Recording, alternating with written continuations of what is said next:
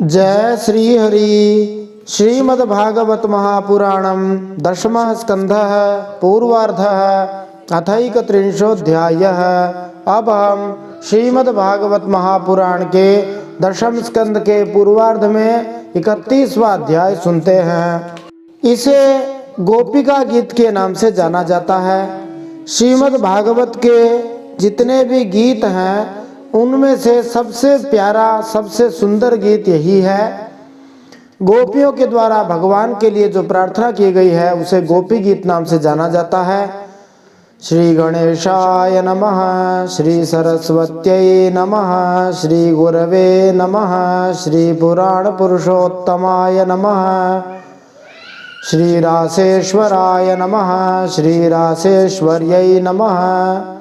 पिछले दशम स्कंद के पूर्वार्ध भाग के 30वें अध्याय के श्री कृष्ण के विरह में गोपियों की दशा, इस प्रसंग को हमने 3 भागों में सुना था।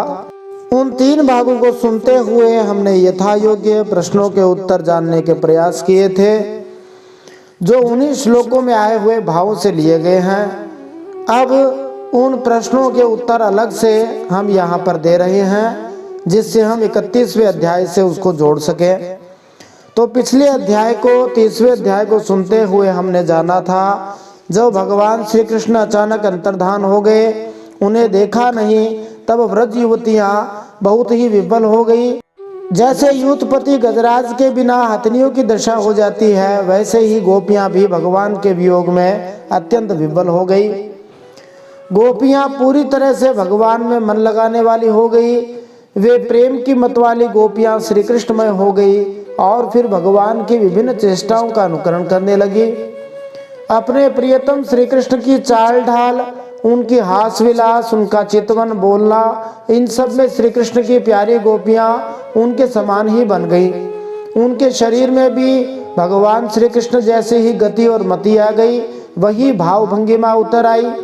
वे अपने को पूरी तरह भूलकर श्री कृष्ण स्वरूप हो गई और उन्हीं के लीला विलास का अनुकरण करती हुई मैं श्री कृष्ण ही हूँ, इस प्रकार कहने लगी।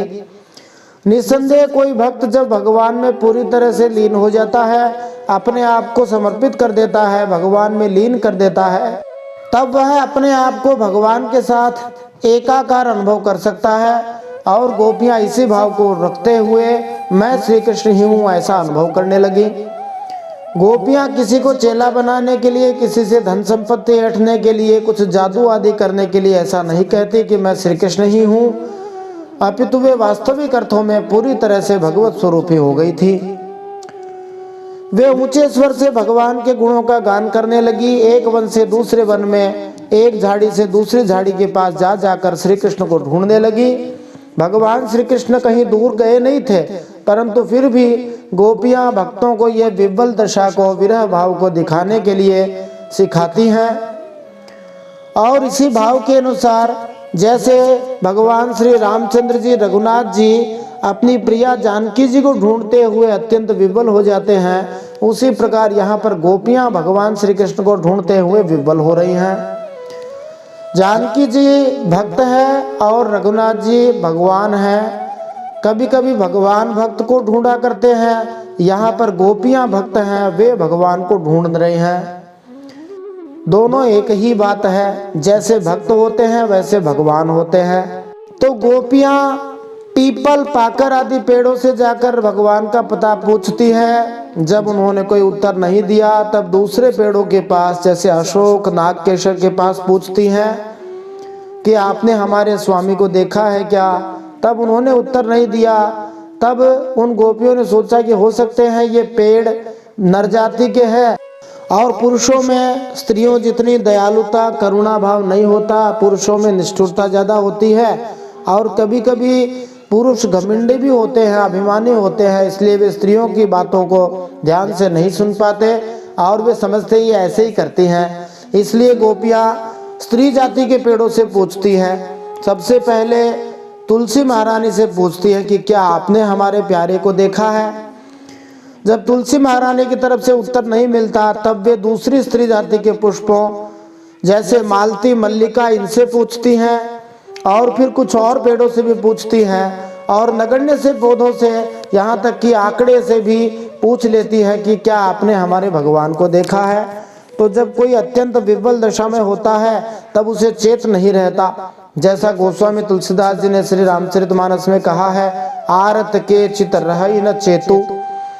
तो ये गोपियां अत्यंत आर्त हो रही हैं, इसलिए इन्हें चेत नहीं है।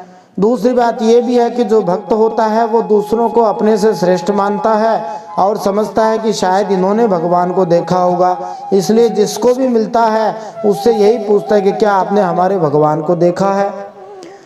फिर गोपियां पृथ्वी माता से पूछती हैं कि आपके ऊपर तो निस्संदेह भगवान होंगे ही, कहीं न कहीं तो पृथ्वी पर ही होंगे, तो आप तो हमारे भगवान का पता बता सकती हो। यद्यपि भगवान कोई जरूरी नहीं है कि पृथ्वी पर ही रहें, भगवान कहीं भी जा सकते हैं। और गोपियां इस तथ्य से पूरी तरह से अवगत थीं कि ये श्री कृष्ण कोई और नहीं है, ये साक्षात श्री हरि ही हैं। पूर्व जन्मों में वामन रूप में आए थे, वाराह रूप में आए थे और दोनों ने ही पृथ्वी को एक प्रकार से सनाथ किया था। अब वे श्री हरि ही श्री कृष्ण रूप में आए हैं। गोपियां इस तथ्य से पूरी तरह से परिचित थीं। तो ये लीला पूरी तरह से भक्त और भगवान के बीच की लीला है, इसमें पुरुष और स्त्री जैसा कोई भी भाव नहीं है। फिर हरिणियों आदि से भगवान का पता पूछती है, लताओं से पता पूछती हैं। इस प्रकार गोपियां अत्यंत विह्वल हो रही हैं। अब पता पूछते पूछते जब भगवान के दर्शन नहीं हुए तब गोपियां भगवान के लीलाओं का अनुकरण करने लगी। कोई पूतना बन गई तो दूसरी श्री कृष्ण बन गई, कोई शक्टासुर बन गई तो दूसरी गोपी छकड़ा झूठ मूठ बना करके नीचे सो गई श्री कृष्ण बन करके, कोई तृणावर्त दैत्य बन गया तो दूसरी गोपी श्री कृष्ण बन गई। इस प्रकार वत्सासुर, बकासुर, जितनी जितनी लीलाएं अभी तक भगवान ने करी हैं उन सभी लीलाओं का अनुकरण गोपियां करने लगी। फिर सबसे ज्यादा प्रभाव छोड़ने वाली लीला गोवर्धन लीला का भी अनुकरण गोपी करने लगी। अपनी ओढ़नी ऊपर उठाकर तान कर कहती है, आ जाओ इस गोवर्धन पर्वत के नीचे आ जाओ। इस प्रकार गोपियां भगवान की एक एक लीला का अनुकरण करती हैं। भगवान की लीला कहने, सुनने, देखने, गाने से भगवान में प्रेम हो जाता है और कुछ कुछ लीलाओं का जैसे भगवान ने किया था वैसा ही अनुकरण करना भगवान के प्रेम को बढ़ाने वाला होता है। तो गोपियों ने जो अनेक प्रकार के पेड़ पौधों, तुलसी, पृथ्वी, हरिणी, इन सब से पूछा, ये उनकी कोई पागलपन या उन्मत्तता को नहीं दर्शाता है, बल्कि ये उनके उच्च कोटि के प्रेम को दिखाता है। अब वे गोपियां आगे बढ़ती हुई जाती हैं और देखती हैं कि एक स्थान पर भगवान के चरण चिन्ह उन्हें दिखाई दे गए। अब भगवान के चरण चिन्हों में कुछ विशेषताएं होती हैं जिनके आधार पर पता लगाया जा सकता है कि ये भगवान के चरण हैं अथवा कोई साधारण मनुष्य के चरण हैं। तो कोई मनुष्य यदि दावा करे कि वो भगवान है तो उसके चरण चिन्ह देख सकते हैं। तो भगवान के चरण चिन्ह विशेष होते हैं। श्री विश्वनाथ चक्रवर्ती ठाकुर ने स्कंद पुराण से भगवान के चरण चिन्हों का उल्लेख विस्तार से किया है। किस चरण में कौन सा चिन्ह आता है उसका श्रवण हमने पीछे किया था, एक बार फिर से करते हैं ताकि हमें वे चरण चिन्ह याद हो जाएं। इस बार हम गूगल बाबा की सहायता लेकर के एक चित्र भी दे रहे हैं जिस चित्र में भगवान के चरण चिन्ह दिए हुए हैं। तो स्कंद पुराण में आया है कि भगवान श्री कृष्ण के दाहिने पांव में 6 चिन्ह बताए जाते हैं जिनमें चक्र, ध्वजा, कमल, वज्र, अंकुश और जो ये हैं। इनके अलावा वैष्णव दोषणी नामक जो ग्रंथ है उसमें एक एक चिन्हों का विस्तार से वर्णन किया है। उनके अनुसार भगवान के दाहिने पैर में 11 चिन्ह हैं। पांव के बीचों बीच में एक खड़ी रेखा है जो उनके पांव के अंगूठे तथा दूसरी अंगुली के बीचों बीच तक जाती है। चक्र है सबसे ऊपर, उसके नीचे छत्र है। उनके पांव के मध्य भाग के नीचे चारों दिशाओं में 4 स्वस्तिक चिन्ह है। उन स्वस्तिक चिन्हों के ऊपर 4 जम्बू फल है, जामुन के फल हैं और स्वस्तिकों के बीच में एक अष्टभुज भी बना हुआ है। इसी प्रकार भगवान श्री कृष्ण के बाएं चरण चिन्ह में भी हम देखते हैं कि अंगूठा है, उसके नीचे शंख है।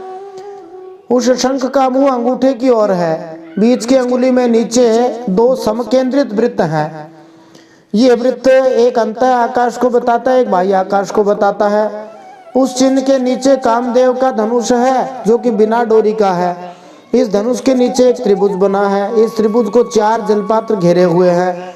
इस त्रिभुज के नीचे अर्धचंद्र है जिसके बिंदुओं को दो त्रिभुज स्पर्श करते हैं। इस अर्धचंद्र के नीचे एक मछली है। इस प्रकार भगवान श्री कृष्ण के चरणों में 19 चिन्ह विशेष रूप से पाए जाते हैं।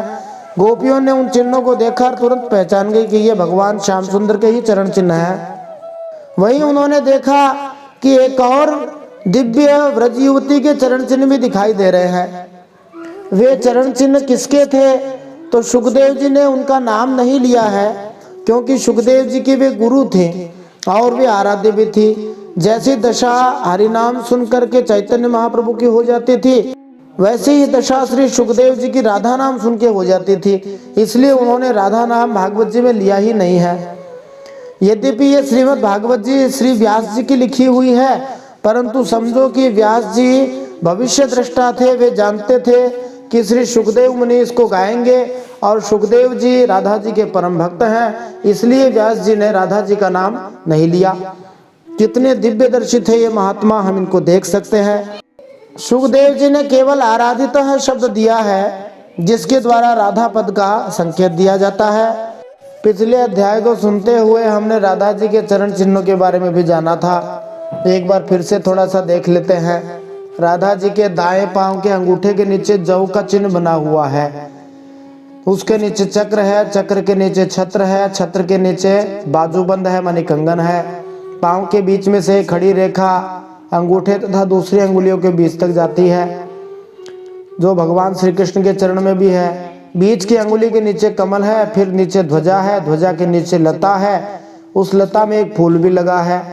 उनके पांव की सबसे छोटी अंगुली के नीचे अंकुश है, एड़ी में अर्धचंद्र है। इस प्रकार उनके बाएं पांव में 11 चिन्ह है और दाहिने पांव के अंगूठे के नीचे शंख है, नीचे भाला है। उनके दाएं पांव की सबसे छोटी अंगुली के नीचे यज्ञ की वेदी है, जिसके नीचे कुंडल है, कुंडल के नीचे फिर भाला है। दूसरी, तीसरी, चौथी अंगुलियों तथा छिगुनी के नीचे पर्वत का चिन्ह बना हुआ है, उसके नीचे रथ है और एड़ी में मछली का चिन्ह है। इस प्रकार राधा जी के चरणों में भी 19 चिन्ह है। अब ये गोपियां अच्छी तरह पहचान गई कि ये दोनों जो चरण हैं ये भगवान श्री कृष्ण और श्रीमती राधा रानी के हैं। बोलिए राधा कृष्ण भगवान की जय। केवल इसी स्थान पर आराधितो शब्द से राधा शब्द का संकेत हुआ है, बाकी कहीं पर भी राधा जी का नाम प्रत्यक्ष रूप से तो आया ही नहीं है। अब वे गोपियां गुप्तचरों की तरह भगवान श्री कृष्ण और राधा जी की लीलाओं का अनुमान लगाने लगी। वे देखे, अच्छा इतनी सारी गोपियों के साथ भगवान अभी घूम रहे थे, अब ये एक विशिष्ट गोपी है। ये कौन है गोपी जो बड़ी भाग्यशाली दिखाई देती है? जैसा कि भक्त लोग गाया करते हैं, राधे तो बड़ भागिनी कौन तपस्या कीन, तीन लोक तारन तरन सो तेरे आधीन। राधा जी ने क्या तपस्या करी है पता नहीं, जो भगवान श्याम सुंदर उनके अधीन है, जो तीनों लोकों को तारने वाले हैं। गोपियां देखती हैं कि एक स्थान पर उस गोपी के पैर नहीं दिखाई दे रहे, माने राधा जी के पैर दिखाई नहीं दे रहे। तब वे समझ जाते कि अच्छा यहाँ पर राधा जी को भगवान श्री कृष्ण ने अपने कंधे पर चढ़ाया होगा। एक स्थान पर श्री कृष्ण भगवान के चरण चिन्ह ज्यादा गहरे बालू में धसे हुए दिखाई देते हैं, जिससे पता लगता है कि यहाँ वे किसी भारी वस्तु को उठाकर चले हैं और समझ गए कि अब तो निश्चित रूप से राधा जी को अपने कंधे पर चढ़ाया होगा। फिर थोड़ी दूर बाद नीचे उतार दिया और राधा जी के लिए फूल तोड़े हैं। इस प्रकार राधा जी की भगवान श्री कृष्ण कई प्रकार से सेवा कर रहे हैं, आदर कर रहे हैं। सुखदेव जी तुरंत से सावधान कर देते हैं, ये कोई फिल्म के हीरो या हीरोइन जैसे नहीं है, या कोई साधारण पुरुष नहीं है जो किसी स्त्री के पीछे भाग रहा हो। और कोई भी पुरुष है वो स्त्री के पीछे या स्त्री पुरुष के पीछे कुछ न कुछ कामना लेकर ही भागता है, भागती है, नहीं तो वे नहीं भागते हैं। उन्हें कुछ न कुछ सुख की आशा होती है, भले ही कोई भी प्रकार का सुख हो। परंतु भगवान श्री कृष्ण की स्थिति उन पुरुषों जैसी नहीं है। भगवान श्री कृष्ण तो आत्माराम है, माने उन्हें कुछ चाहिए ही नहीं, वे तो अपने आप में संतुष्ट रहने वाले हैं और पूर्ण हैं। जिसमें कुछ कमी होती है उसे दूसरे की आवश्यकता होती है, और वे अखंड भी हैं, माने उनके अलावा कोई है ही नहीं, तो उनमें ये लौकिक काम की कल्पना नहीं की जानी चाहिए। ये तो भगवान जो कामी लोग हैं उनकी दीनता, स्त्री परवशता ये सब दिखा रहे हैं। ऐसी ही बात गोस्वामी तुलसीदास जी ने भी रघुनाथ जी के जानकी वियोग के चरित्र को दिखाते हुए कही है कि कोई भगवान को साधारण मनुष्य न समझ ले। अब राधा जी भी थोड़ी मानवती हो गई, उनको अभिमान हो गया और वे भगवान से कहती है कि आप हमें कंधे पर उठा कर ले चलो।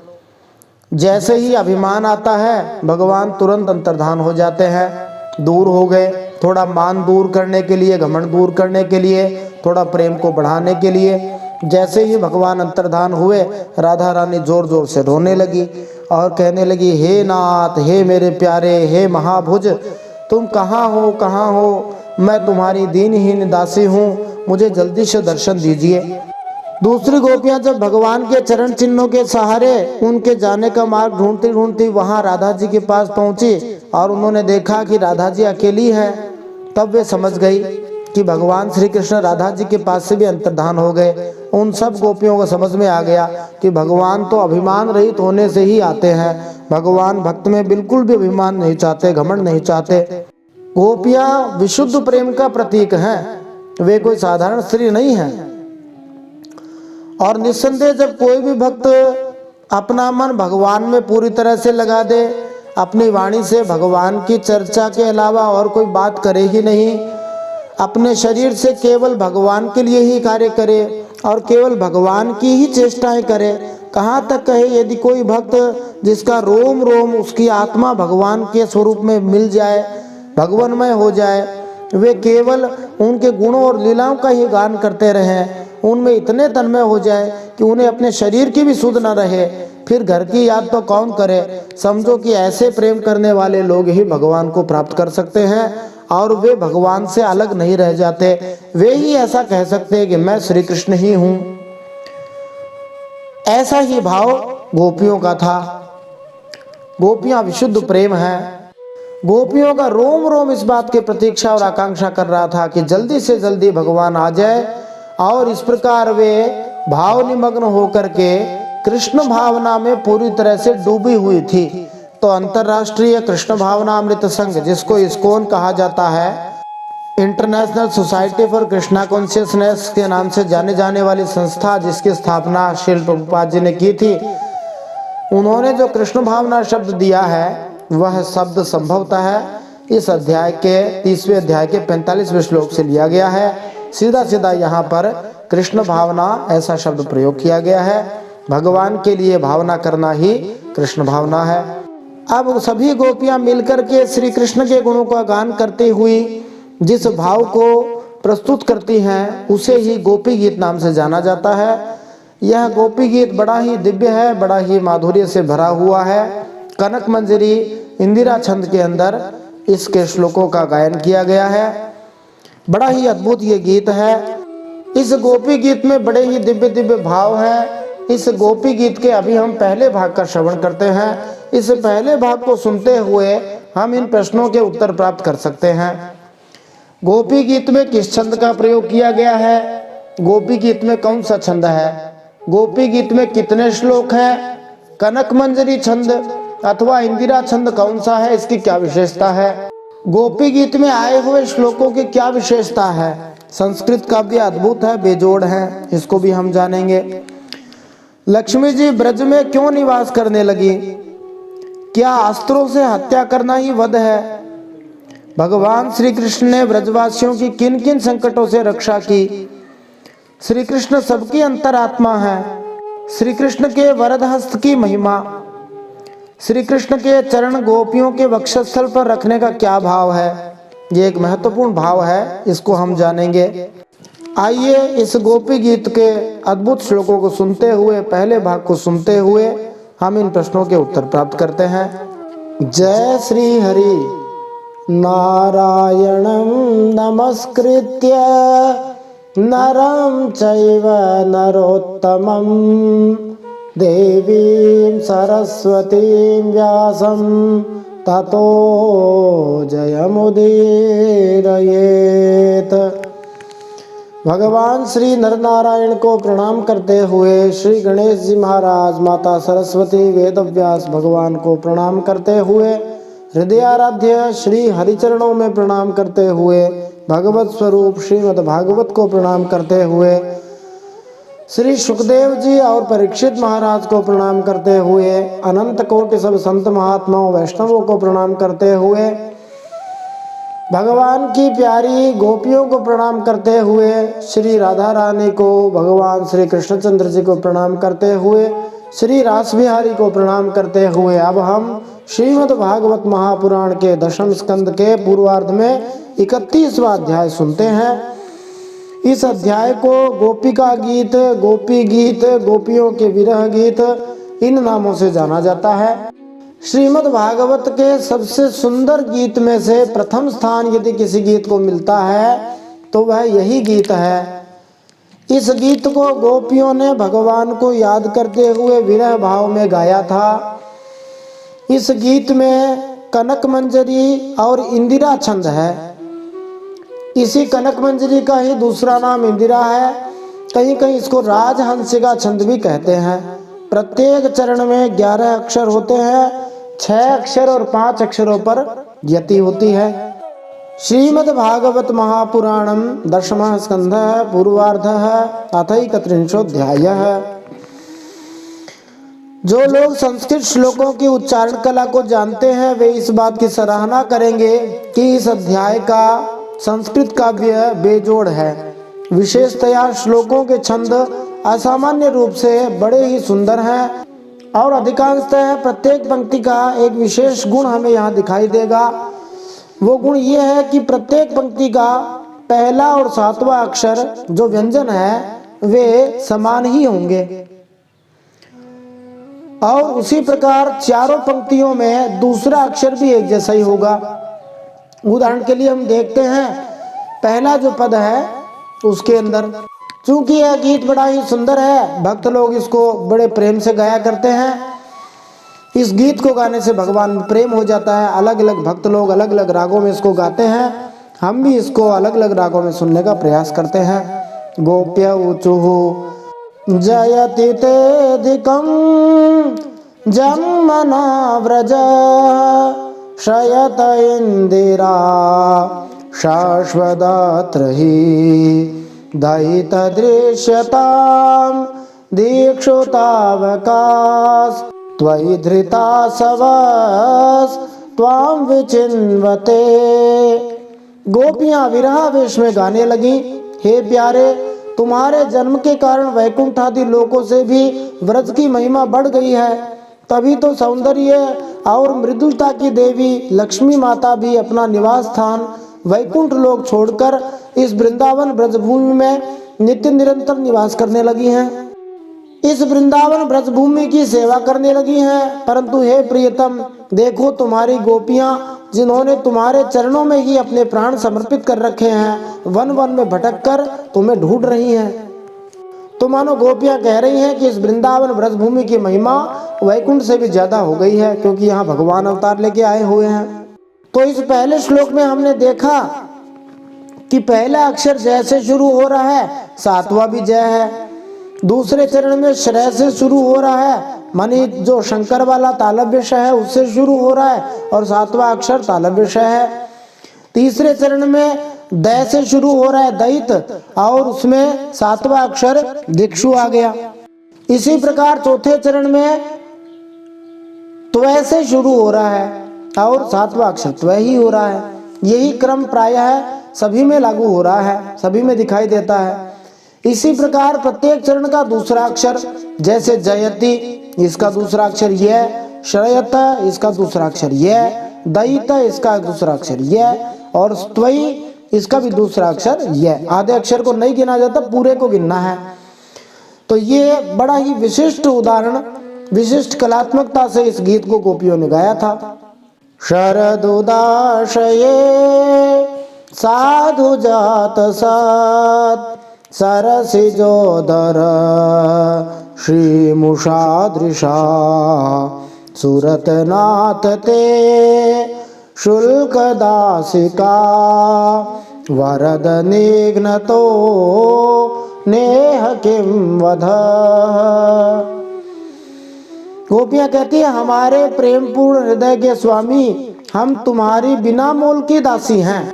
तुम शरद ऋतु के जलाशय में सुंदर से सुंदर कमल की कर्णिका के सौंदर्य को भी चुराने वाले नेत्रों से हमें घायल कर चुके हो। भगवान की जो आंखें हैं वो इसी प्रकार कमल के पत्ते जैसी ही हैं। और जैसे कमल के पत्ते में किन्नौर होती है, ऐसे ही भगवान की आंखें एकदम तीखी तीखी हैं। हमारे मनोरथ पूर्ण करने वाले प्राणेश्वर, क्या नेत्रों से मारना वध नहीं है?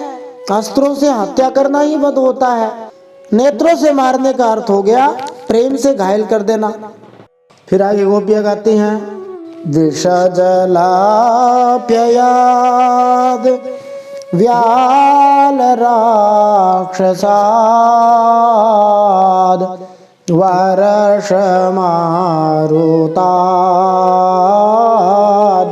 वैद्युतानलात्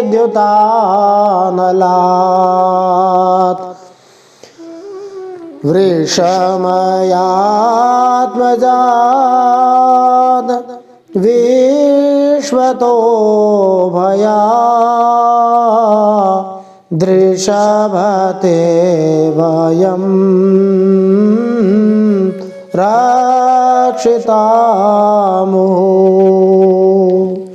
गोपियां कहती हैं, हे कृष्ण, आपने हमें अनेक भयंकर संकटों से उबारा है। कौन कौन से संकटों से बचाया है? तो यमुना जी के विषैले जल से होने वाली मृत्यु, उससे बचाया है। मर गए थे यमुना जी का विषैला जल पीकर। साथ में काली अनाग को भी दंडित किया। अजगर के रूप में खाने वाले अघासुर को मारकर हमें बचाया। देवराज इंद्र ने जब वर्षा करी थी तब भी आपने हमें बचाया था। आंधी, बिजली, दावानल, इन सब से आपने हमें बचाया। वृषभासुर से, व्योमासुर से, इन सब से बचाया। और भी भिन्न भिन्न अवसरों पर सब प्रकार के भयों से आपने बार बार हम लोगों की रक्षा करी है। तो क्या अब जबकि हम आपके वियोग दुख से मरी जा रही हैं, आप हमें जिवाएंगे नहीं, बचाएंगे नहीं? गोपियां अरिष्टासुर तथा व्योमासुर का नाम भी ले रही हैं, जबकि अभी इनको मारा नहीं है। क्योंकि यह भली भांति पता है कि भले ही भगवान श्री कृष्ण ने अभी इन असुरों का वध नहीं किया, किंतु आगे चलकर उन्हें मारेंगे। क्योंकि श्री भगवान के जन्म के समय गर्ग मुनि तथा भृगु आदि मुनियों ने यह भविष्यवाणी की थी कि भगवान अनेक असुरों का संहार करेंगे। न खलु गोपिका नंदनो भवा नाखिल देहिना मंतरात्मदृक्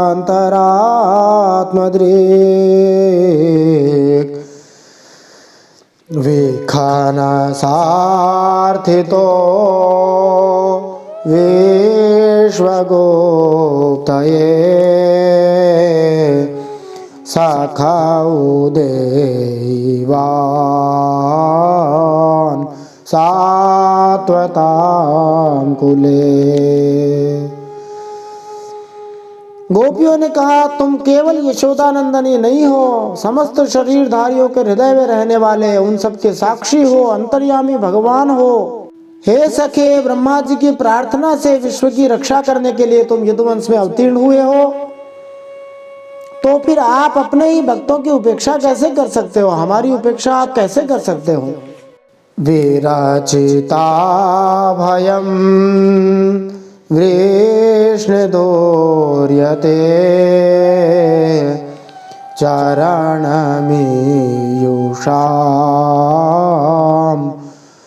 संसृतेर्भयात् करसरोरुहं कान्तकामदं शिरसि धेयिना श्रीकरग्रहम्।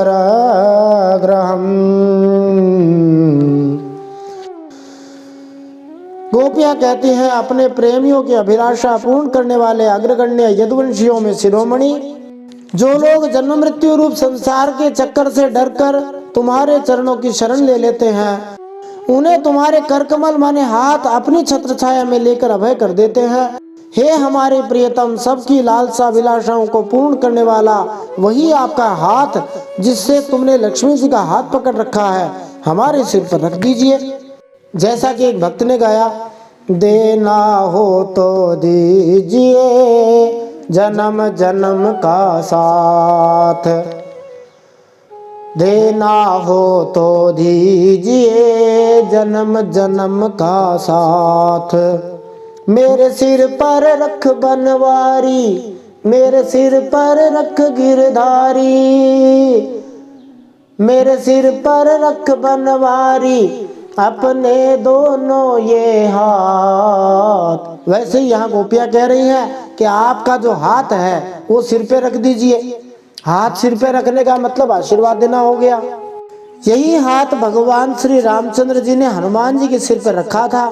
तब हनुमान जी को और महादेव जी को क्या अनुभव हुआ था, गोस्वामी श्री तुलसीदास जी श्री रामचरितमानस सुंदरकांड में लिखते हैं 33 नंबर की चौपाई में, प्रभु कर पंकज कपि के सीसा, सुमिरि सोदसा मगन गौरी सा, सावधान मन करि पुनि शंकर, लागे कहन कथा अति सुंदर।